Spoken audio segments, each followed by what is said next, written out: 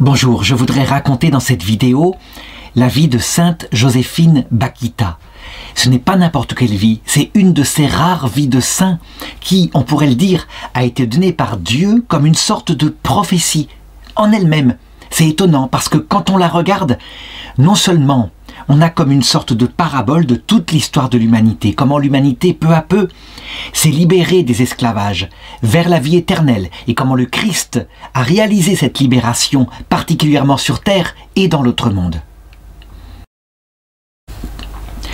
C'est le cas par exemple aussi de la vie de Jeanne d'Arc. Quand on regarde l'histoire matérielle de Jeanne d'Arc, eh bien, on a comme une sorte de parabole charnelle de ce qu'est le combat spirituel. Ça veut dire qu'en regardant ces combats contre les Anglais, on comprend les combats que doivent mener l'âme pour obtenir la vie éternelle et se libérer des Anglais, les pauvres ayant un rôle symbolique là-dedans. Eh bien, Sainte Joséphine Bakhita, qui est aussi la patronne du Soudan et la patronne des chrétiens opprimés, elle a une telle vie et je le montrerai au cours de cette vidéo.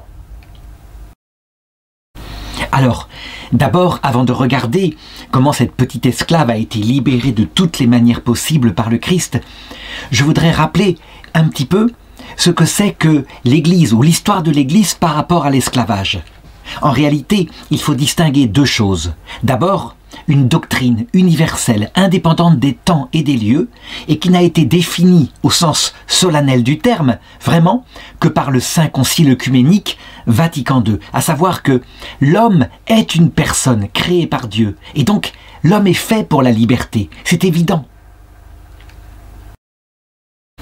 On peut donc affirmer que dans l'éternité, ce qui caractérisera l'homme, aussi bien dans son salut éternel au paradis que, d'ailleurs, aussi en enfer, c'est cette condition fondamentale qui fait de l'homme un homme libre et qui fait que ne seront au paradis que ceux qui, appuyés sur la grâce, auront choisi d'épouser mystiquement Dieu dans le renoncement à eux-mêmes, tandis que ne seront en enfer, dit Jésus, que ceux qui auront maintenu librement et jusque dans l'éternité, chaque jour, ce qu'on appelle le blasphème contre l'Esprit Saint, ça veut dire la volonté d'opter pour leur liberté égoïste, quoi qu'il en soit, quitte à perdre la vision béatifique, quitte à n'avoir aucun prochain.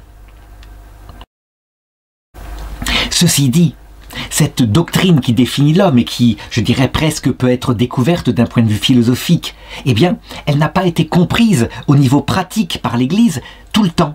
Elle a mis du temps, peu à peu, par la comprendre. D'abord, dans l'Empire romain, où l'esclavage était une institution qui faisait tourner l'économie, eh bien, peu de chrétiens firent, je dirais, le glissement entre la libération donnée par le Christ et l'obligation de ne pas mettre quelqu'un en esclavage, que c'était quelque chose d'aberrant. On peut dire que c'est plutôt venu dans le peuple juif, cette histoire-là. Par exemple, quand Moïse, dès le départ, dit que lorsque quelqu'un sera mis en esclavage, au bout de 7 ans, la liberté lui sera rendue. Eh bien, dans l'Empire romain et au début de l'Église, c'est pas là-dessus qu'on appuie tellement. Parce que ce qui a stupéfait les premiers chrétiens, c'est la libération spirituelle. Ça veut dire le fait que tout d'un coup, on trouve le sens de sa vie. On sait ce qu'on fait sur terre et que même si sur terre il y a certains esclavages, comme l'esclavage de ses propres pulsions, tout cela a un sens. Dieu prépare notre cœur et la libération viendra. Donc du coup, eh bien, même les apôtres, même Saint Paul, n'a pas exigé l'affranchissement des esclaves. Il le dit dans une lettre, il demande plutôt aux esclaves et aux maîtres de se comporter bien l'un par rapport à l'autre. Ça veut dire les maîtres en respectant la personne de leur esclave et les esclaves en ne contestant pas, donc en travaillant au service de leur maître. Évidemment, lorsqu'il y avait des vrais chrétiens, eh bien, naturellement, s'il y avait des esclaves, ils sentaient bien que ça ne pouvait pas durer. Et très souvent, ils les affranchissaient. Ça veut dire que, si on regarde l'histoire de l'Église, on voit une croissance dans la prise de conscience de ça. Et chaque époque, il faudrait faire le rapport à l'esclavage pour deviner le statut, la profondeur de la foi. Par exemple, quand l'Empire romain devient chrétien, il est clair que les jeux du cirque s'arrêtent, mais aussi, peu à peu, il y a une pression pour que l'esclavage disparaisse. Dans l'Empire romain profondément chrétien à partir du 5e siècle, donc on ne parle plus tellement de l'esclavage parce que c'est quelque chose qui est devenu marginal. Et ça ne veut pas dire que cette situation va perdurer tout le temps, bien sûr.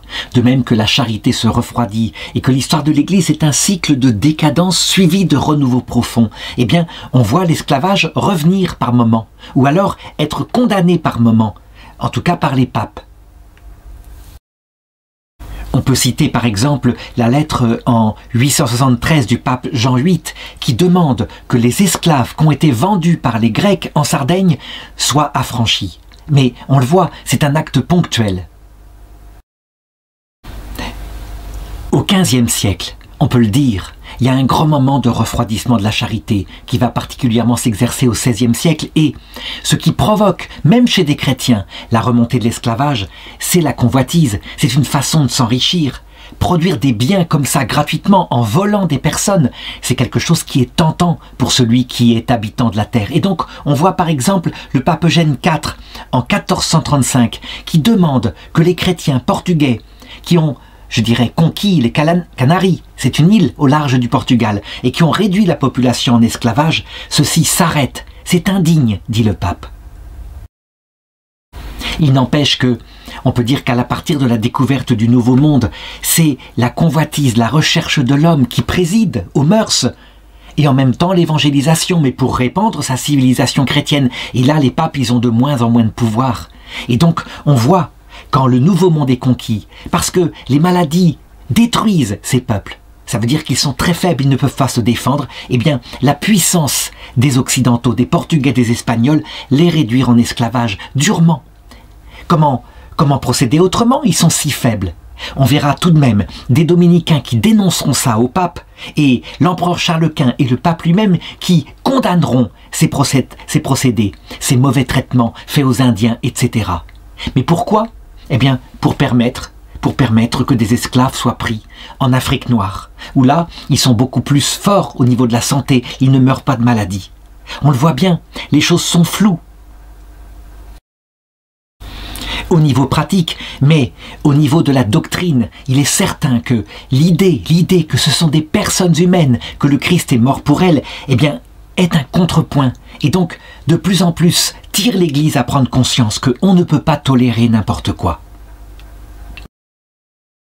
Par exemple, ce petit extrait de la lettre de Paul III, en 1537, il est parvenu à notre connaissance que pour faire reculer ceux qui, bouillonnant de cupidité, sont animés d'un esprit inhumain à l'égard du genre humain, eh bien l'empereur des Romains Charles a interdit par un édit public à tous ces sujets l'esclavage.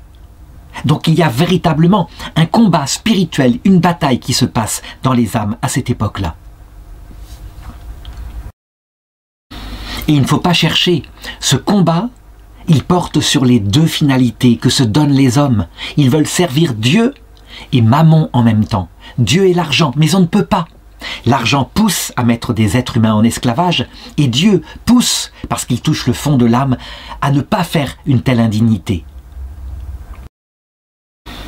Il y a bien des théologiens catholiques qui, évidemment, s'assoient sur le principe fondamental que j'ai cité tout à l'heure, comme par exemple au XVIIIe siècle, le cardinal Gerdil qui dit que le droit naturel n'est pas incompatible avec le fait de mettre quelqu'un en esclavage, du moment qu'on ne le traite pas cruellement. Eh bien, je dois dire que de telles positions qui ont été partagées par beaucoup à cette époque-là, à la grande honte, je dirais, des chrétiens, eh bien ce sont les humanistes, et parfois les humanistes déistes, qui eux vont se rendre compte que le droit naturel ne saurait tolérer l'esclavage. Et par la pression des humanistes qui interdisent l'esclavage ici et là, par exemple l'Angleterre le fait en premier, eh bien l'Église catholique suit, par exemple avec le pape Grégoire XVI et le pape Pie IX. Par exemple, la constitution In Supremo Apostolus Fastigio, qui dit « Il en a existé, même parmi les fidèles, qui, aveuglés de façon infâme par le désir d'un lucre financier sordide, n'ont pas hésité à réduire en esclavage, etc. » Parce que c'est simple, hein, si on veut chercher d'où vient l'esclavage, je l'ai dit plusieurs fois, c'est l'argent, c'est l'amour de l'argent qui provoque cela. Et puis, ce principe universel finira par s'imposer avec le Saint Concile Vatican II. Et là maintenant, on ne peut plus le nier. Non seulement l'homme est donc par nature fait pour la liberté, mais la pratique même de l'esclavage, la pratique concrète, ne peut pas être acceptée. Et évidemment sont visées toutes les formes d'esclavage. J'en parlerai à la fin du récit de la vie de Sainte Joséphine Bakhita. Alors, qui est cette petite fille ?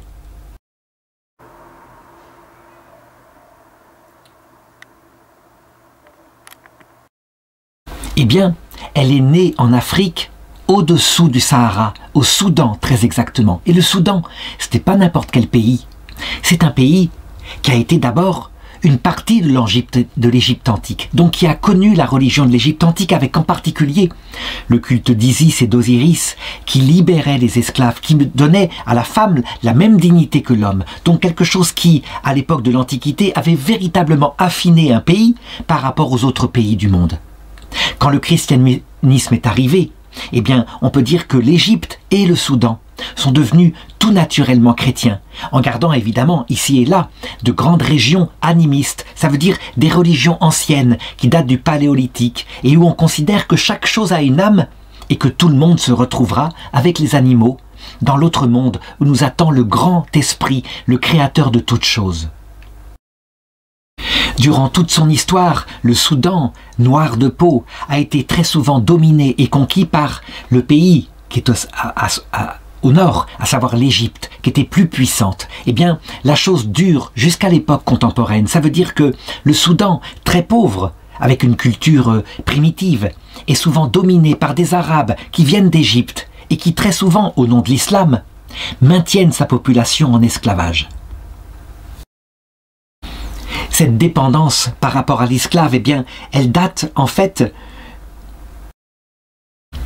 de 1317, quand d'Angola, la capitale de la Nubie chrétienne, tombe aux mains des musulmans, qui eux, évidemment, ont le droit de mettre en esclavage ceux qui ne sont pas musulmans, à commencer évidemment par les peuples animistes, qu'ils considèrent comme des païens, qui n'ont strictement aucun droit, mais aussi les gens du livre, les chrétiens, parce que finalement, ils ne sont pas musulmans. Évidemment, les chrétiens ont normalement un statut qui est plus profond, ce sont des gens du livre, et dont on doit les respecter s'ils payent un impôt. Mais en fait, tout cela sera bafoué. En effet, ce sont tout de même des noirs. Et comme dans les peuples occidentaux, le fait d'être noir est souvent considéré comme une marque d'esclavage. D'où vient cette espèce de tradition? Eh bien, je crois qu'elle vient d'un mythe biblique. On le sait, quand Noé survécut à l'arche de Noé, au déluge, eh bien, un de ses fils le trouva qui s'était enivré dans sa tente et au lieu de respecter sa nudité parce qu'il était complètement saoul, il regarda, il se moqua de lui et il appela même ses frères pour se moquer de lui, si bien que quand Noé se réveilla, il maudit ce fils. Et une tradition, aussi bien chez les chrétiens que chez les musulmans, considère que les ancêtres des Noirs sont les descendants de ce fils de Noé, qui était présumé esclave jusqu'à la fin du monde. En réalité, on le sait, les fils de Noé ont été à la base de tous les peuples qui sont sémitiques et qui vivent plutôt en Afrique du Nord. Il n'empêche que ça a été reçu comme ça par la tradition. On parle peu de l'esclavage dû aux musulmans en Afrique subsaharienne. C'est un esclavage qui a duré des siècles et des siècles. Et on peut dire que une des pratiques consistait à castrer les esclaves qui étaient volés, de manière à ce que justement ils ne puissent pas se reproduire et dominer le peuple qui était musulman. La petite Joséphine, qui ne se souvient même plus du nom qu'elle avait dans sa famille soudanaise au Darfour, elle naît donc en 1869. Elle est dans une famille qui est composée, se souvient-elle, de 4 sœurs et 3 frères. Et très vite, elle n'a que 5 ans quand une de ses petites sœurs, de ses grandes sœurs, appelée Kishmet, ça elle s'en souviendra, est enlevée sous ses yeux par des trafiquants d'esclaves. Et elle arrive à s'enfuir et à se cacher dans la savane, si bien qu'elle n'est pas prise. Cependant, elle le sait, c'est dangereux et on la prévient. Et pourtant, vers l'âge de 9 ans, donc en 1878, elle est en train de se promener avec une petite amie, un petit peu plus loin tout de même, les enfants ont le droit de jouer. Quand elle dit ceci, elle le racontera plus tard. J'avais environ 9 ans lorsqu'un matin, après le petit déjeuner, je suis allé avec une de mes compagnes de 12 ou 13 ans faire une promenade dans nos champs, un peu éloignés de la maison.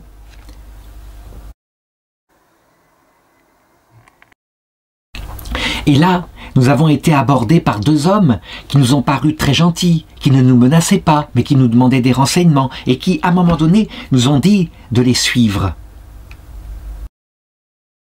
Ils voulaient nous montrer de la marchandise qui allait nous intéresser, des choses qui peut-être plairaient à nous qui étions enfants. Nous ne nous sommes pas méfiés et c'était en fait des marchands d'esclaves. En fait, dès qu'elle est assez éloignée du village, il se jette sur ses deux enfants et il les réduit en esclavage. Elle ne se doute pas qu'en fait, elle se dirige maintenant vers un destin dont elle sortira meurtrie véritablement toute sa vie. Ça veut dire que jamais, jamais elle ne guérira de ce qui lui arrive là et qui est un vrai traumatisme pour une enfant. Elle vit l'arrachement de ses parents, de ses racines et à un moment donné, elle finira même par oublier sa langue maternelle. Et elle oublie même son prénom, si bien que les marchands d'esclaves qui voient que quelque part elle est douce, elle travaille, ils la surnommeront Bakita, ce qui signifie la chanceuse, et qui est peut-être un nom prédestiné parce que effectivement son destin est absolument unique. Avec Bina, la petite jeune fille qui l'avait accompagnée, qui était un peu plus âgée qu'elle, eh bien, elle se trouve transportée du côté de Tawesha, un regroupement d'esclaves situé à 180 km à vol d'oiseau de son village natal. Et là, elles ne pensent qu'à une chose toutes les deux, à s'enfuir. Et elles trouvent une occasion. Elles arrivent à s'enfuir, mais malheureusement, évidemment, c'est dans une campagne tout à fait perdue. Elles sont vite rattrapées. Comme elles ont montré une certaine velléité à retrouver leur liberté, alors celui qui les a enlevées se débarrasse vite d'elles et les vend à un marchand d'esclaves de passage qui les emmène avec d'autres à El Obed, la capitale du Kordofan. C'est un centre caravanier où est pratiqué un grand marché aux esclaves noirs dans toute la région. Et là, on sait ce qui se passe. Elles sont mises sur le marché comme de la marchandise, et puis leur corps est à la vue de tout le monde qui peut jauger soit de leur force musculaire quand ce sont des garçons, soit de leur beauté physique quand ce sont des filles, et on sait à quoi elles peuvent être destinées quand elles sont achetées, parfois pour travailler, mais parfois aussi pour être des esclaves sexuels. Toujours est-il que un chef arabe achète Bakita et en même temps sa compagne Bina, ce qui fait qu'elles ne sont pas séparées pour le moment. Son idée, c'est de mettre ses 2 enfants au service de ses 2 filles et ensuite, quand ces 2 filles n'en auront plus besoin, de les offrir à son propre fils comme esclaves et peut-être même comme esclaves sexuels. Toujours est-il que, quand elles partiront sous la domination de ce fils, elles subiront des traitements extraordinairement violents. Elle a à peine 10 ans et elle est battue dès qu'elle fait quoi que ce soit qui ne va pas, si bien qu'à un moment donné, elle est tellement épuisée qu'elle restera 1 mois sans pouvoir bouger. Si bien que 3 mois plus tard, le fils lui-même, cet arabe, se débarrasse de ses esclaves et en 1879, alors qu'elle a 10 ans, elle est vendue à nouveau et cette fois c'est à un général de l'armée turque et il ne sera pas plus humain. On veut la rendre plus belle, alors on lui fait subir des tatouages qui sont extrêmement douloureux. Et quand elle désobéit, eh bien, on attrape ses tétons et on les tord. Et c'est ainsi qu'elle doit se soumettre. Elle a été séparée aussi de la petite Bina, donc elle se retrouve absolument affectivement démunie.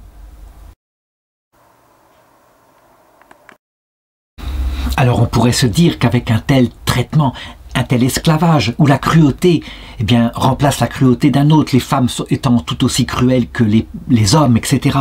Comment est-ce qu'on peut en sortir sans haine et sans volonté de se venger? En réalité, à un moment donné, quand la volonté est écrasée, eh bien, humiliée et encore plus humiliée, on finit par se soumettre et penser que son état naturel, c'est celui-là, celui qui est inférieur à une bête, parce qu'on ne traiterait pas un âne de cette façon-là.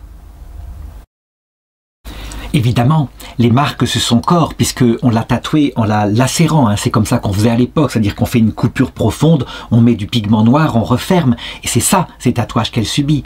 Et les marques sur son corps ne sont que des stigmates par rapport aux marques profondes qu'elle gardera toute sa vie dans sa psychologie. Et celle qui a écrit sa vie raconte, elle vivait avec la culpabilité des survivants. Elle était complexée parce qu'elle ne savait pas bien lire et écrire, et elle a fait face au racisme toute sa vie. Pourtant, elle a consacré son existence aux autres, en étant à la fois forte et fragile. Et c'est en cela, dit-elle, qu'elle me bouleverse. C'est une citation de Véronique Olmy qui a écrit sa vie à travers un roman, enfin plutôt un récit romancé extrêmement profond. Je voudrais m'arrêter quelques minutes dans ce récit afin, je l'avais dit, de montrer ce qu'il y a de parabolique dans l'histoire qu'elle vit à ce moment-là. Elle est donc réduite à l'esclavage total, à la torture, à l'absence d'affection. Qu'est-ce qu'il peut y avoir là-dedans qui pourrait disposer à son salut? Je sais que certains ont dit, mais tout de même, il y a eu des religions comme ça, esclavagistes, qui n'apportaient rien pour le salut. En réalité, on peut deviner déjà que quelque chose se prépare en elle. Ça veut dire que, quand elle a touché comme ça le fond de sa misère, par opposition, elle est préparée, sans qu'elle le sache encore, à ce qui va la libérer plus tard.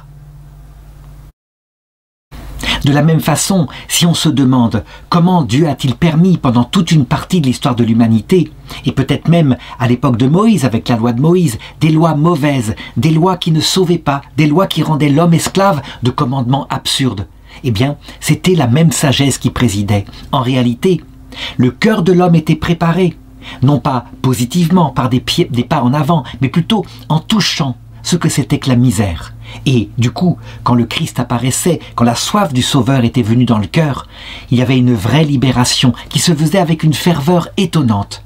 Sans doute que tous les gens qui ont vécu à ces âges-là toute leur vie et qui sont morts, lorsque le Christ les a accueillis à l'heure de leur mort, évidemment, en comparaison, ils se sont tournés vers lui, mais sans aucun problème. Personne ne pouvait se damner. On avait tellement touché sa pauvreté. Il n'empêche, et il faut le dire, cette sagesse dispositive, horrible, ne plaît pas à Dieu. Et donc, dans la vie de Paquita, les choses vont changer. Elles vont changer profondément de la façon suivante. À un moment donné, il se développe, dans ces régions-là, qui sont l'Empire ottoman, il se développe une vraie révolte, la révolte des Mahdistes. La guerre commence vers 1881 par là, donc Paquita est encore une très jeune adolescente. Ce sont des fiers musulmans qui ne veulent plus de la domination de l'Occident ou d'autres pays et qui veulent établir une sorte d'émirat dans la région qui soit entièrement dépendant du seul islam et de la charia. Évidemment, on est en pleine période où les pays occidentaux, eux, au contraire, ils essayent de coloniser la région. Et donc, cette guerre, qui va durer longtemps, va opposer d'un côté des révoltés musulmans et de l'autre côté, eh bien, des puissances occidentales comme l'Italie, mais aussi la France. On peut dire que finalement c'est tout l'Empire ottoman qui est secoué par cette guerre farouche, parce que c'est une guerre qui à la fois est politique et religieuse. Eh bien, à cette occasion-là, le général turc décide de se débarrasser de tous ses esclaves. Il faut qu'il se consacre entièrement à sa mission qui consiste à défendre l'Empire ottoman. Et donc, il vend Paquita, cette petite fille, à Callisto Leniani, qui est le consul italien à Khartoum, avant de reprendre la route vers la Turquie. Et là, la situation de Paquita change. Ça veut dire que ce n'est plus cette fois l'esclavage, c'est plutôt un rôle de servante. Et c'est bouleversant pour elle. Il y a un progrès extraordinaire. On peut dire que c'est la deuxième période de sa vie, celle où elle passe de la bête, de l'état de bête, esclave, à l'état de quelqu'un à qui tout de même on donne une certaine dignité. Mais attention, il ne faut pas se faire d'illusions. Elle reste celle qui a été achetée. Elle n'est pas du tout libérée, mais la comparaison est stupéfiante pour elle. Son maître est bienveillant et il désarçonne, elle qui a l'habitude comme ça de lever la main pour se protéger, il la désarçonne parce que jamais il ne lève la main contre elle.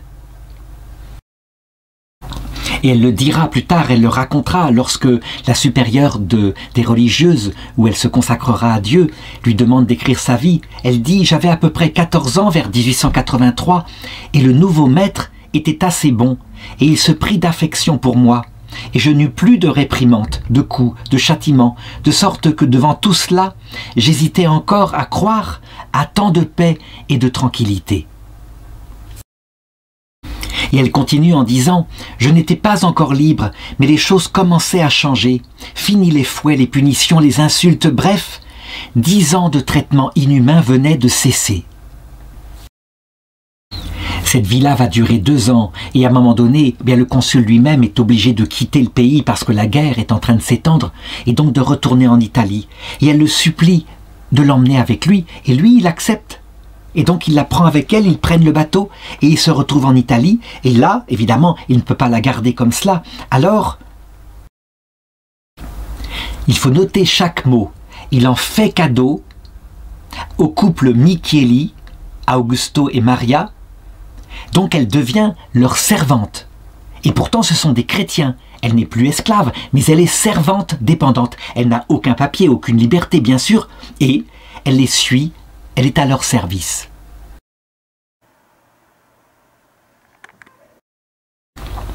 Qu'est-ce que ça peut, je dirais paraboliquement, signifier dans l'histoire de l'humanité, ce qu'elle vit maintenant? Eh bien, on pourrait considérer que son premier état, c'est l'état du peuple de Dieu jusqu'à l'exil à Babylone.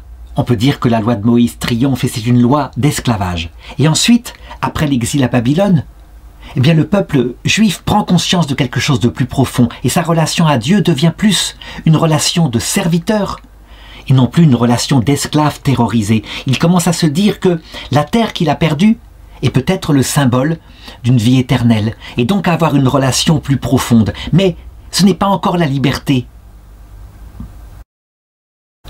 Le peuple ne sait pas encore pourquoi il est sur terre et pourquoi tous les malheurs lui sont arrivés ainsi. Eh bien, l'état de Bakita, c'est un peu celui-là. Cet état n'est pas encore la liberté totale et le salut, mais il y prépare. C'est déjà un progrès dans son humanité et dans son destin. Elle habite avec le couple Michieli à Gênes, puis près de Mirano dans la province de Venise. Et là, la maman met au monde une petite fille qu'elle appelle Alice. Et comme elle fait beaucoup confiance à sa jeune servante, eh bien, elle décide de lui faire confiance et de lui confier cette petite fille que Bakita va surnommer Mimina. C'est le petit nom qu'elle lui donne et qui lui restera toute sa vie. Et là, elle va s'attacher à l'enfant très profondément. On peut dire qu'elle a trouvé quelque chose, une sorte de racine qui donne un sens à sa vie. Et c'est ainsi que de 17 à 19 ans, eh bien, Bakita va les suivre partout, comme servante, avec cette petite fille dont elle s'occupe. Pour le couple Michieli, la situation financière n'est pas facile. Ils essayent d'ouvrir un hôtel, ils font comme ils peuvent, mais leurs affaires ne fonctionnent pas bien, si bien qu'ils sont obligés à un moment donné de vendre tous leurs biens immobiliers. Ils font faillite. Mais c'est aussi dans cette période-là qu'elle va faire la rencontre décisive de sa vie.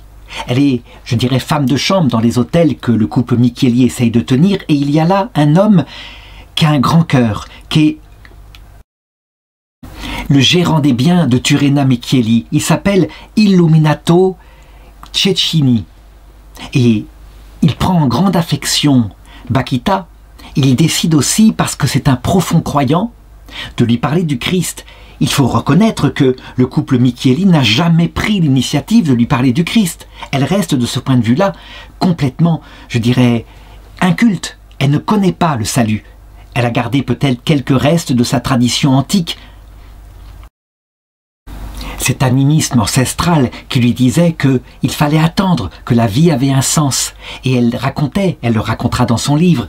Je me souviens qu'à cette époque-là, quand je voyais le soleil, la lune, les étoiles, la nature, la beauté, tout cela, je me disais en moi-même, qui peut être le maître de toutes ces choses?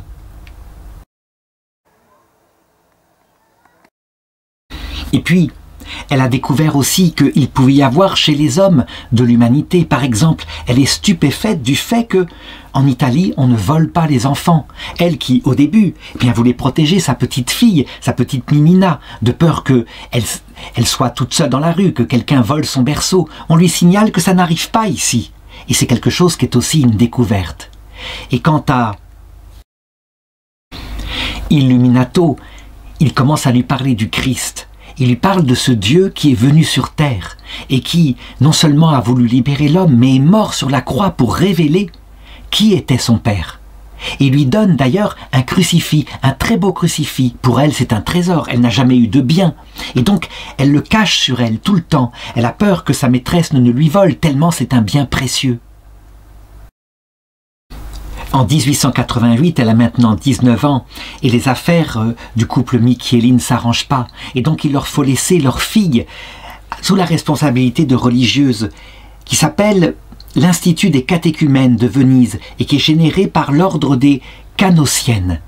Et Bakita les supplie de les laisser aussi, de les laisser avec la petite fille pour qu'elle puisse s'en occuper, et ils acceptent, en pensant plus tard venir les récupérer tous les deux. Illuminato Cecchini a lui-même insisté en disant « Elle sera très bien là et de toute façon, comme vous voyagerez, elle veillera sur votre fille. » Donc, la négociation se fait et on l'accepte gratuitement chez les sœurs.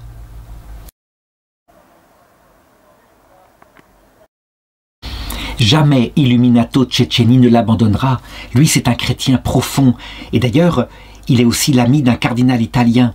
Et il se met non seulement à lui enseigner la foi, il lui parle de Jésus-Christ, de la Vierge Marie, mais il demande aux sœurs de faire la même chose. Et elles vont commencer à lui parler de plus en plus profondément du Christ. Et là, sous la conduite bienveillante d'une sœur, elle est complètement stupéfaite. On lui raconte tout, de A à Z. On lui raconte ce qu'a fait Jésus-Christ. Elle est bouleversée. Elle ne s'attendait pas qu'il puisse y avoir un tel amour. On peut dire que tout ce qu'elle a vécu jusqu'ici, c'est la parabole sans doute de ce qui se passe pour tous ces gens qui ont vécu sur Terre et qui n'ont vécu soit que la première étape, donc l'esclavage d'une période terrible, soit la seconde étape, le fait de ne pas savoir ce qu'on fait sur Terre. Quand le Christ se révèle, évidemment, on voit bien à quel point cela préparait leur cœur. Certes, les deux étapes ne sauvaient pas, mais elles préparaient à la venue du Christ. C'est exactement ce que dit le Concile Vatican II quand il parle des religions. Il vise, par exemple, l'islam, qui serait un petit peu, quand il est bien vécu, une religion de servitude, qui ne sauve pas puisque le salut, c'est justement un amour intime et réciproque avec Dieu, et en sachant qu'il nous donnera la vie éternelle, et que nous y serons avec notre prochain. Mais il prépare au salut, de la façon que j'ai indiquée, un peu dans le statut qu'elle est avec le couple Michieli, elle est servante. La troisième période de sa vie, donc auprès des sœurs, elle l'a décrite de cette façon-là. Les sœurs firent mon instruction avec beaucoup de patience et me firent connaître ce Dieu que tout enfant je sentais dans mon cœur sans savoir qui il était. Je sentais bien sa présence et j'éprouvais une grande envie de le voir, de le connaître et de lui rendre mes hommages. Évidemment, au bout de 9 mois, Madame Michieli revient. Et elle veut reprendre non seulement sa fille, mais elle veut reprendre Bakita. C'est sa servante, elle lui appartient. Et là, on peut dire que Bakita va faire son premier acte de liberté. Et ce que je disais au début, comme quoi le message chrétien libère d'abord parce qu'il donne à l'homme sa dignité, mais en même temps, il a comme conséquence seconde de libérer par rapport à cette servitude auquel elle est toujours soumise. Et elle dit « Non, je ne partirai pas en Afrique parce qu'on veut la ramener en Afrique. Je dois rester. Je n'ai pas terminé mon catéchuménat. » Ce que révèle cette histoire aussi, c'est ce que je disais tout à l'heure, à savoir que chez des chrétiens comme le couple Michieli, eh bien, le message du Christ ne fait pas toujours son office. Et eux, finalement, ils la maintiennent en esclavage. C'est bien ça. Elle leur a été offerte comme une chose, et donc ils veulent la récupérer et partir avec elle. Et donc, quand ils la voient résister, ils se mettent très en colère. Ils vont même entreprendre un procès. Mais Bakita ne cède pas, et elle l'écrira plus tard. « Je refusais de la suivre en Afrique, parce que je n'avais pas terminé la préparation de mon baptême, et je pensais aussi qu'une fois baptisée, je n'aurais pu en aucun cas y professer ma religion en Afrique. Il me convenait donc de rester avec les religieuses. » Et les sœurs ont un courage extraordinaire, parce qu'elles prennent parti pour elle. Elles disent qu'elle ne peut pas repartir comme cela. Madame Michieli va alors jouer de toutes les possibilités qu'elle a, savoir qu'elle écrit au supérieur général de l'ordre où elles sont pour se plaindre des sœurs qui prennent en main des choses qu'elles n'ont pas à prendre en main. Et les supérieurs, eh bien, ne veulent pas se mêler de l'affaire. Donc, elle porte plainte auprès du procureur du roi pour détournement d'un bien qui lui appartient. Et le procureur, il regarde cette plainte étrange, qui va faire d'ailleurs beaucoup de bruit en Italie, et il tranche très rapidement. Il lui répond simplement: « N'oubliez pas, madame, que nous sommes ici en Italie, où Dieu merci, l'esclavage n'existe pas. Seule la jeune fille peut décider de son sort, et avec une liberté absolue. » Il fixe les choses dans un acte de procédure, et en 1889, on peut donc dire que elle est définitivement libérée. Elle est libérée par le fait même. Elle entre dans une nouvelle vie. Elle a 20 ans. Le pape François, en 2016, prendra le cas de Bakita pour en faire une sorte de modèle de ce qui se passe actuellement. On sait que, officiellement, il n'y a plus d'esclavage dans le monde, et c'est évidemment se tromper complètement. L'esclavage, il existe de fait, et il existe même quelquefois en Occident. Il y a toutes sortes d'exploitations, l'exploitation sexuelle des femmes et des enfants, il y a l'esclavage domestique. Par exemple, c'est ce qu'elle vivait, Bakita, ici, avec quelqu'un de tout à fait connu positivement en Italie. Et puis, il y a le mariage forcé qui est une forme d'esclavage. Bakita racontera toujours que la vraie libération qu'elle a reçue, c'était la présence du Christ, c'était évident. Le reste, le fait de ne pas retourner en Afrique, c'était pour ce seul but. Elle avait découvert cette liberté intérieure que plus jamais elle ne voudrait quitter, et que d'ailleurs elle va démontrer un peu plus tard. En effet, elle renonce à des choses, évidemment. Elle perd, je dirais, sa petite chérie, sa petite fille Alice, Mimina, dont elle s'occupait, qui est reprise, évidemment, farouchement par sa mère.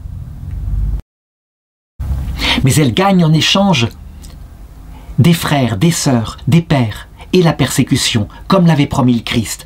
En 1890, le 9 janvier, elle est baptisée, et on lui donne le prénom de Joséphine, Josepha, Margareta Fortunata Maria Bakita, et elle reçoit immédiatement les 2 autres sacrements, à savoir la confirmation, parce que sa foi est déjà forte, et puis l'Eucharistie.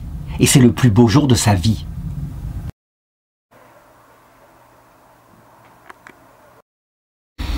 Les sœurs canossiennes, donc c'est un ordre religieux fondé par Sainte Madeleine de Canossa vers 1808, les sœurs canossiennes vont se montrer d'une extrême délicatesse avec elle. Elles la protègent, mais en même temps, elles le savent, elle doit encore évoluer. Elles savent à quel point elle est fragile, parce que, c'est vrai, elle fuit l'esclavage, elle a une grande terreur de retourner en Afrique, ce qui montre qu'elle n'est pas encore entièrement libre en elle-même. Or, elle veut faire plus que le baptême, elle veut maintenant entrer chez les sœurs pour devenir religieuse. Et donc, eh bien, elles acceptent, mais avec un peu de recul. Elles ont peur que son engagement ne soit motivé par autre chose que la seule chose qui peut justifier une vocation, l'amour du Christ et l'amour du prochain. Elles ont peur que d'autres motifs, comme justement la fuite de l'esclavage, la fuite de sa maîtresse, ou tous les douloureux complexes qu'elle garde en elle, ne motivent son choix. En tout cas, elle commence par l'accepter au noviciat. Mais en prenant le temps pour qu'elle prononce des vœux et qu'elle se remette sous un autre esclavage, celui de l'obéissance, mais d'une obéissance qui délivre. C'est plus du tout la même chose, c'est l'esclavage d'amour du Christ. Il n'empêche que c'est un esclavage tellement différent qu'il faut que son cœur ait été complètement transformé pour qu'elle puisse y rentrer. Le jour de son baptême, qui est fait par les mains de Monseigneur Domenico Agostini, qui est le cardinal de Venise, eh bien, il va commenter ses prénoms, les prénoms chrétiens qu'elle reçoit, et qui tous ont une signification. Par exemple, pourquoi elle s'appelle Josefina? Parce que c'est le prénom de sa marraine qui l'a portée jusqu'ici. Et puis, pourquoi est-ce qu'elle porte aussi le nom de Fortunata? Parce que c'est le nom de Bakita, mais traduit en italien. Et pourquoi elle s'appelle Marie? Parce qu'elle a un grand amour pour la Vierge Marie, bien sûr. Elle dira plus tard de la Vierge Marie: « La Sainte Vierge m'a toujours protégée, même quand je ne la connaissais pas. Même du fond du découragement et de la tristesse. Quand j'étais esclave, je n'ai jamais désespéré parce que je sentais en moi une force mystérieuse qui me soutenait. » Son noviciat se passe évidemment bien, et 1 an et demi plus tard, le 21 juin 1895, le jour de la fête du Sacré-Cœur, elle prend l'habit.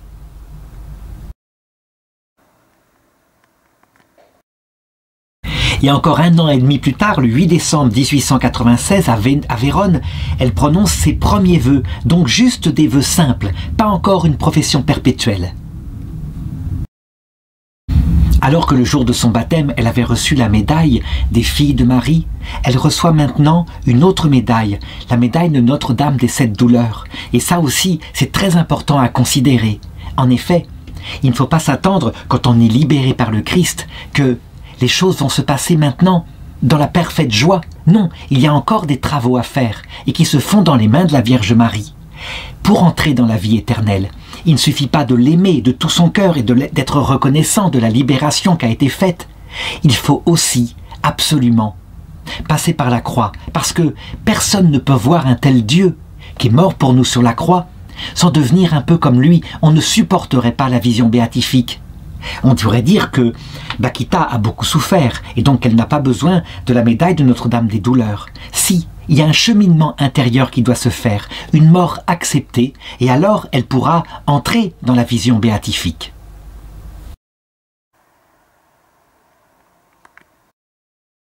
C'est une dernière forme de libération qu'on doit vivre, la libération de soi-même, mourir totalement à soi-même pour être, pour le Christ et le prochain, totalement libre. Et le chemin qu'elle va suivre à partir de maintenant, eh bien c'est un chemin de tout le monde. Il n'est pas jalonné de dons exceptionnels. Elle n'a rien, elle n'a pas de haute naissance, elle n'a pas d'argent, pas de diplôme, pas d'éloquence, mais elle se met au service, dans l'obéissance et sa vie religieuse. Donc, en 1902, elle est transférée à Venise, à la maison de la Via Fucilanato, à Chio, à Vicenza, et la supérieure, qui s'appelle Mère Margareta Bonotto, la désigne comme aide cuisinière. Alors on pourrait se dire, mais tout ça pour ça. Elle était au service d'une famille, elle est maintenant libre et elle redevient cuisinière. Est-ce qu'elle est vraiment libérée? Oui, tout est changé à l'intérieur. Elle n'a plus la même vie. Et pourtant, extérieurement, tout se ressemble. En 1907, par exemple, elle devient cuisinière principale, donc elle progresse dans sa profession. En Italie, quand on voit arriver cette religieuse au visage noir, qui est toujours souriante, toujours douce, évidemment on s'attache à elle, on se met à l'aimer.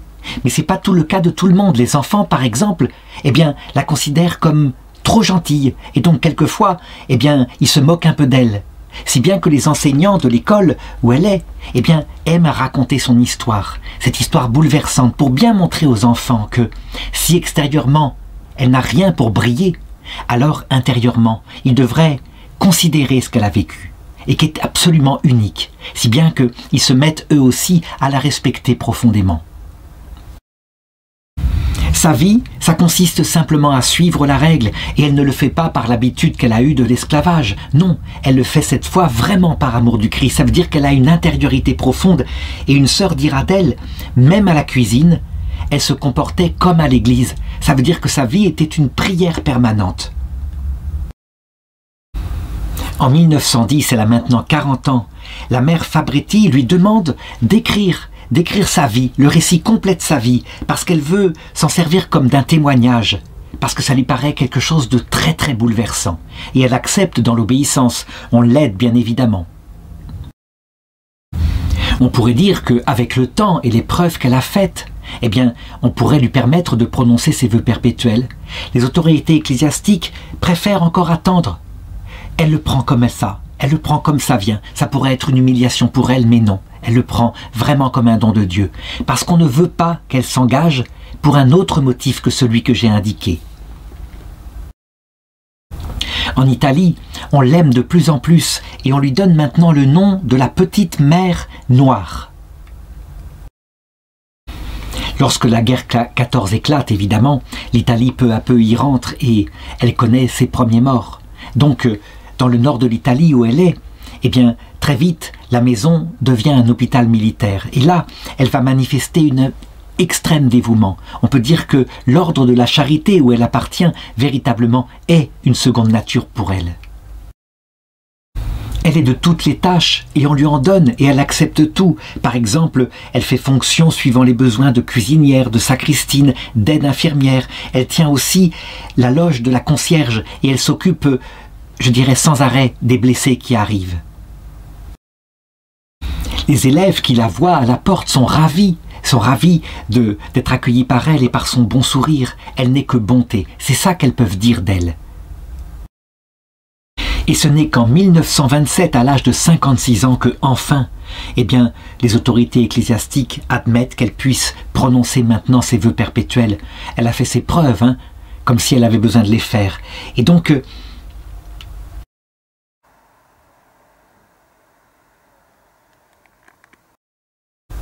une foule importante se presse pour assister à cette profession de leur petite mère noire, en italien Madre Moretta.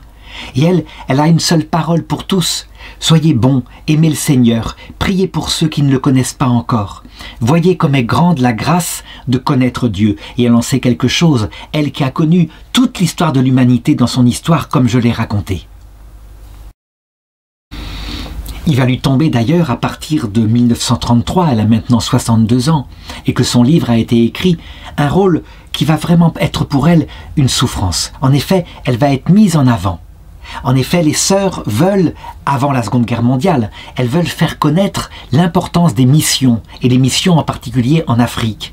Et donc, une des sœurs, sœur Leopolda Benetti, est chargée de cette mission, et tout de suite elle a l'idée de s'attacher à sœur Joséphine. Et donc elle la sort de son couvent, elle l'emmène dans de nombreux déplacements et elle lui demande de prendre la parole devant des publics qui sont là à l'écoute, dans des églises en particulier. Et c'est pour elle véritablement quelque chose de dur, elle doit se dépasser, elle voudrait simplement se faire oublier, elle n'est rien. Il n'empêche que elle le fait courageusement et elle le dit avec humour. Quand les gens sont très curieux de la voir et d'entendre son témoignage parce qu'ils ont lu son livre qui s'appelle « L'histoire merveilleuse » et qui a eu un grand succès et qui est un récit qui a été popularisé par Ida Zanolini, eh bien, elle dit avec humour « Ils veulent voir maintenant la bête ». Les sœurs lui demandent aussi de faire la promotion de son livre afin qu'il puisse s'en vendre. Et elle a aucune illusion sur elle. Elle dit simplement « Est-ce que quelqu'un voudrait bien acheter mon livre pour quelques lire? Vous savez, il ne vaut pas grand-chose, mais vous rendriez service à la communauté. Donc donnez quelques lire et achetez mon livre. » Et ce rôle l'amènera très très loin puisque avec Mère Benetti, elle va rencontrer Mussolini, elle va rencontrer aussi le pape Pie XI. Et puis, elle retourne enfin à ce qui fait sa vie. Elle redevient concierge au noviciat missionnaire de Vimercate, à 34 km au nord-est de Milan. Ensuite éclate la Seconde Guerre mondiale. Et là, véritablement, il y a tout l'aspect politique, mais aussi des bombardements qui menacent la ville où elle est. À un moment donné, les sirènes sonnent et on lui dit qu'il faut vite courir aux abris parce que les bombardements pourraient tuer des gens. Et elle répond « Non, je n'ai pas peur. Je suis dans les mains de Dieu. Il m'a libéré des mains des lions, des tigres et des panthères. Ne croyez-vous pas qu'il peut aussi me sauver des bombes ?» Pendant toute cette guerre, elle voit avec douleur les Italiens qui se déchirent entre eux. Il y a ceux qui sont pour Mussolini, ceux qui sont contre, et il y a des exactions qui sont commises. Alors quand elle peut rencontrer des soldats, eh bien, elle les incite à se garder du péché. Ils ne doivent pas être violents dans leurs actions militaires. Ils doivent le faire avec le plus de justice possible. Et puis, elle insiste sur la confession quand ils ont péché pour obtenir le pardon de Dieu. Et ils sont là, ils l'écoutent avec beaucoup de respect. Dans le chemin de la purification qu'il lui reste à faire, eh bien, il lui reste à vivre le chemin de tout le monde, c'est-à-dire le chemin de la vieillesse. Et ça commence en 1942. Elle a donc maintenant 72 ans. Et elle fait une chute. Et elle se blesse. Il lui faut maintenant marcher avec une canne, ce qui s'ajoute à ses problèmes de santé parce qu'elle avait développé à un moment donné une dure bronchite qui lui avait laissé des séquelles. Elle fête, quelque temps plus tard, le 8 décembre 1943, les 50 ans de sa profession religieuse. C'est un jubilé extraordinaire et elle voit à quel point la foule italienne l'aime. Une foule se presse pour lui fêter ainsi son jubilé. Sa santé va encore décliner et à un moment donné, elle se retrouve sur une chaise roulante. Et il y a des gens qui la plaignent quelquefois, qui essayent de la soutenir en lui disant courage. Elle répond alors quelque chose qui est extraordinaire et qui montre à quel point son âme maintenant est préparée pour la vie éternelle. Elle dit « Mais ne croyez pas que je suis sur le calvaire, je suis sur le mont Tabor. » Elle se prépare maintenant à ce qu'elle sait qu'elle va attendre, la libération totale, la libération éternelle, celle de la venue du Christ accompagnée de la Vierge Marie. Alors, sur sa chaise roulante, elle passe sa journée à dire le chapelet. Et un jour, une petite sœur vient la voir et lui dit « Combien de chapelets avez-vous dit aujourd'hui ?» Parce qu'elle peut dire le rosaire, et le rosaire plusieurs fois. Le rosaire, à l'époque, c'est 150 « Je vous salue Marie », avec 15 mystères à méditer. Eh bien, elle ne sait pas, et elle répond « Il y a le maître des comptes et la Sainte Vierge qui m'aide à compter parce que le chapelet appartient à Notre-Dame. »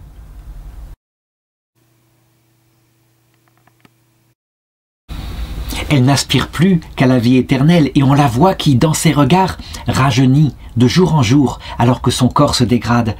Elle dit à un moment donné « Je m'en vais tout doucement vers l'éternité. Jésus est mon capitaine et moi, je suis son ordonnance. Je m'en vais avec 2 valises, l'une contient mes péchés et l'autre, bien plus lourde, les mérites infinis de Jésus-Christ. Que ferai-je devant le tribunal de Dieu? Je couvrirai ma vilaine valise avec les mérites de la Vierge Marie, puis j'ouvrirai l'autre et je présenterai les mérites de Jésus et je dirai au Père éternel, maintenant jugez, selon ce que vous voyez. Je suis bien certaine de ne pas être renvoyée. » Ce qui est étonnant, c'est que la fin de sa vie, finalement, rejoint le début de son pays. Parce que le début de son pays, c'est quoi sinon l'annonce, après la mort, du jugement, avec la balance et la plume de mat, la droiture du comportement, et sur l'autre plateau, le cœur qui est mis avec toutes les lourdeurs de son péché. Et si le cœur est trop lourd parce qu'il y a trop de péché, eh bien, on part vers l'enfer. Mais ça a été remplacé, ça, par les mérites de Jésus-Christ. Elle sait que quand bien même ses fautes seraient comme une montagne, les mérites infinis de Jésus-Christ sont bien plus lourds, et donc qu'elle ira au paradis. En décembre 1946, sa santé s'empire encore, elle reçoit l'extrême onction. Mère Clotilde Stella se souvient « Quand je lui rappelle que nous étions samedi, jour dédié à la Sainte Vierge, Mère Joséphine s'exclamait avec joie « Comme je suis heureuse ! Madonna, Madonna !» Et ce sont là les dernières paroles intelligibles. Nous sommes le 8 février 1947. Elle va vivre une dure agonie, mais ce n'est rien en comparaison de ce qu'elle avait vécu avant. C'est pas la douleur physique, c'est le fait qu'elle est libérée spirituellement qui fait que pour elle, ce sont peu de souffrances. Elle murmure simplement au Seigneur « Lâchez mes chaînes, elles me font mal. » Elle veut partir vers le ciel. Et finalement, elle meurt le 8 février 1947, elle a 78 ans. On peut même reconstituer ce qui s'est passé juste après, à savoir, elle est sortie, elle était redevenue jeune et le Christ est venu la chercher avec la Vierge Marie, et puis tous ceux qui l'avaient aidée dans sa vie. Elle est entrée dans la vision béatifique, elle n'a pas eu besoin d'être jugée, évidemment, elle était trop petite et son cœur était prêt. On peut donc dire que toutes les préparations de sa vie avaient préparé en elle le salut éternel. Est-ce qu'elle aurait besoin d'un autre temps de purgatoire pour que son cœur meure à elle-même? Mais bien sûr que non. Elle, ayant vécu l'esclavage, elle avait appris qu'elle n'était rien dès sa petite enfance, et donc elle n'avait pas besoin de l'apprendre encore par un autre temps après la mort. Et le Seigneur va se mettre à vite le manifester. D'abord parce que instinctivement le peuple italien le ressent, et quand on sait qu'elle est morte, on commence à se presser autour de son corps et à venir assister comme on le peut en foule à son enterrement. Devant sa dépouille, il y a une procession sans fin et ça dure 2 jours. Elle est finalement enterrée au cimetière de Chio. Ce qui est étonnant, c'est que les enfants qui peuvent approcher de son corps avant son enterrement, eh bien n'ont pas peur du tout. Elle n'est pas, je dirais, avec un teint blafard comme certains morts qui sont assez effrayants. Elle est comme vivante, et quelquefois ils arrivent même à toucher son corps, et c'est étonnant. Son corps est tiède, il est souple. Elle n'a aucune rigidité cadavérique. En fait, elle avait prophétisé cela, elle l'avait dit à plusieurs reprises, elle avait dit « Quand je serai morte, vous verrez, je ne ferai peur à personne ». Et en effet, après sa mort, tous les enfants s'approchent de son corps comme je l'ai dit. Sans doute aussi que il y a là une autre prophétie qui vient de son enfance. Le culte animiste, on le sait, il dit que les morts, si on ne leur rend pas de l'honneur, ils peuvent revenir sur terre pour se venger et faire peur aux vivants. Évidemment, elle est du Christ, et donc elle annonce que jamais, jamais, évidemment, elle n'utilisera ce rôle-là. Quand elle reviendra, ce sera pour aider les gens, certainement pas pour leur faire peur. Elle reviendra depuis le ciel, et non pas comme une âme errante, comme le croyaient les animistes. Alors que son cercueil est en train de se diriger vers le cimetière où d'ailleurs elle doit être enterrée, dans le tombeau de la famille Gasparella, qui veut comme ça lui manifester sa reconnaissance, un peu comme, on pourrait dire, ça ressemble à ce qu'a vécu le Christ, où son corps fut mis dans le tombeau de Joseph d'Arimathie, en reconnaissance. Les miracles commencent. Il y a un homme qui est là, qui est au chômage depuis longtemps, et c'est pour lui quelque chose de gravissime. Il n'arrive à rien trouver. Alors il prie, et il demande à Joséphine d'intercéder pour lui auprès du ciel, afin qu'il retrouve du travail. Et quelques heures plus tard, il le retrouve. C'est absolument stupéfiant, et il témoignera toujours que c'est sœur Joséphina qui a fait ça. Et les miracles commencent, par exemple en 1950, donc 3 ans seulement après sa mort. Le bulletin canossien publie 6 pages de noms de personnes qui veulent témoigner qu'elles ont reçu des grâces par l'intercession de Bakita. Très vite, sa réputation va jusqu'au Vatican et le cardinal de Venise ouvre l'enquête en vue de sa béatification qui va aboutir. Elle va être béatifiée le 17 mai 92 et canonisé par le même pape Jean-Paul II le 1er octobre 2000. Mais ce qui est le plus significatif, le plus extraordinaire, c'est ce miracle-là incroyable qui va se passer dans son pays. En effet, le pape Jean-Paul II la proclame évidemment patronne du Soudan, c'est son pays d'origine, et il se rend d'ailleurs à Khartoum le 10 février 1993. Et là, il a la stupéfaction de voir une foule évaluée à 1 million de personnes qui vient pour l'accueillir. Et il s'exclame « Bienvenue chez toi, Bakita !» Et il ramène un buste en bronze avec un reliquaire de Bakita qui est déposé dans la cathédrale de Khartoum.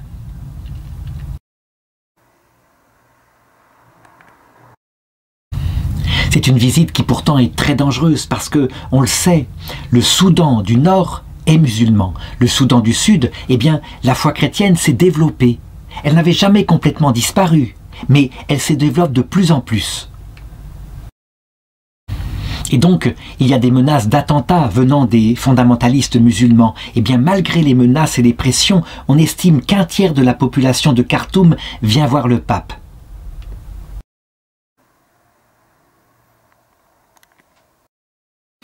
On peut vraiment en être sûr.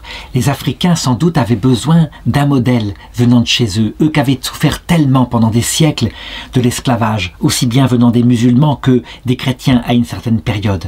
Et donc, quand on considère qu'en 1910, les catholiques n'étaient que 1 million dans l'Afrique subsaharienne, maintenant on les considère comme étant plus de 170 millions. Ils sont 14% des catholiques du monde. Et au total, en Afrique, l'Afrique subsaharienne, elle compte 500 millions de chrétiens, donc en comptant les protestants, etc. Ça veut dire près du quart de tous les chrétiens dans le monde entier. On peut dire que ce qu'a vécu Bakita, qui est une parabole de l'histoire de l'humanité, a vraiment contribué à redonner un sens à l'Afrique douloureuse, un sens à ce qu'elle a vécu depuis des siècles. Les papes vont être vraiment admiratifs d'elle, donc non seulement Jean-Paul II, je viens d'en parler, mais le pape Benoît XVI qui la cite explicitement dans son encyclique sur l'espérance théologale, Spe Salvi. Et puis le pape François, il va parler d'elle à de nombreuses reprises.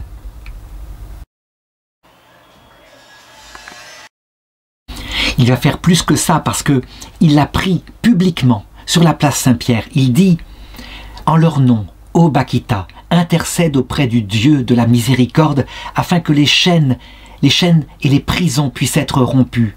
Puisse Dieu lui-même libérer tous ceux qui sont menacés, blessés ou maltraités à cause de la traite et du trafic des êtres humains.